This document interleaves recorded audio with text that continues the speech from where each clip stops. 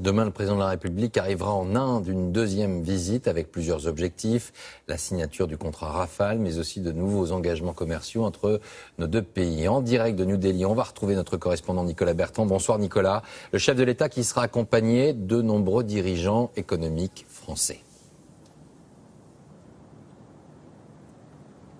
Oui, absolument. Et pour comprendre quels sont les enjeux de cette visite, il faut effectivement regarder qui se trouve dans cette délégation. Il y a une cinquantaine de chefs d'entreprise qui vont venir ici tenter de s'implanter et donc de profiter de la très forte croissance de l'Inde. Tous les regards seront également tournés vers la signature de ce contrat Rafale. Vous en parliez, une saga qui dure depuis maintenant de nombreuses années. Et puis, le chef de l'État va également rencontrer la communauté des expatriés français qui ont choisi de vivre ici en Inde.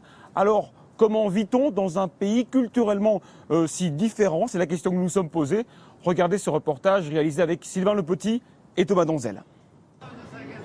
Au pays du yoga, voilà à quoi ressemble la pause déjeuner pour ces expatriés français. Maintenant, répétez l'exercice. Et si vous leur demandez s'ils ont besoin de ce moment de relaxation, ils sont catégoriques.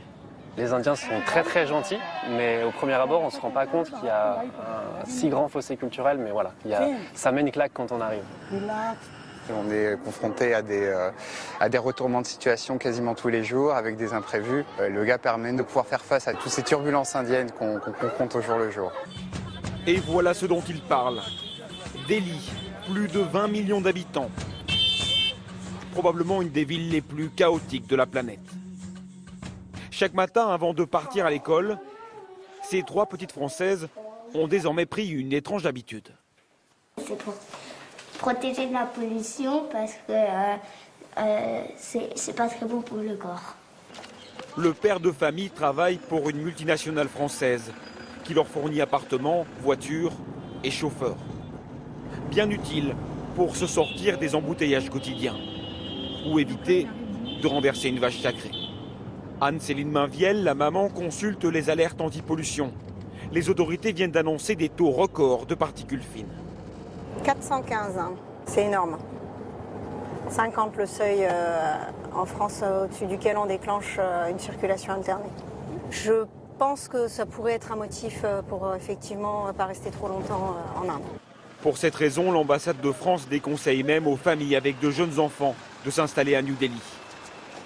Après l'école, le marathon des courses commence pour Anne-Céline. Maraîcher, boulanger, épicier. À New Delhi, il n'existe pas de supermarché, ce qui donne à la mégapole certains aspects de village.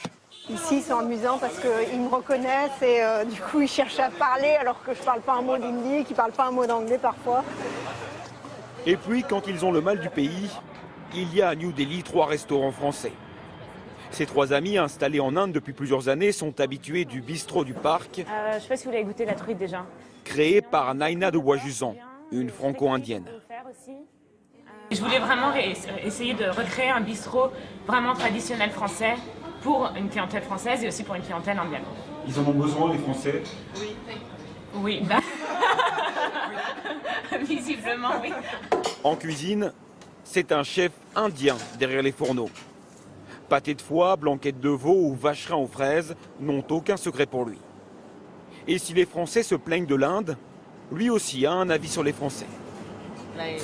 Je les apprécie, ils connaissent la cuisine. Ils sont un peu difficiles?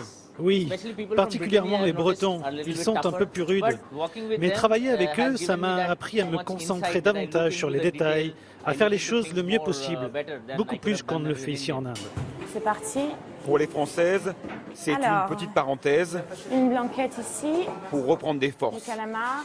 C'est une pause française, c'est ça en fait. Ça dure le temps que ça dure et après tu ressors et à 5 mètres, c'est le chaos absolu de nouveau. Hein. Non mais c'est vrai, c'est vrai. Et c'est pour ça aussi que les expatriés aiment New Delhi, une ville trépidante, déstabilisante, mais où il se passe toujours quelque chose.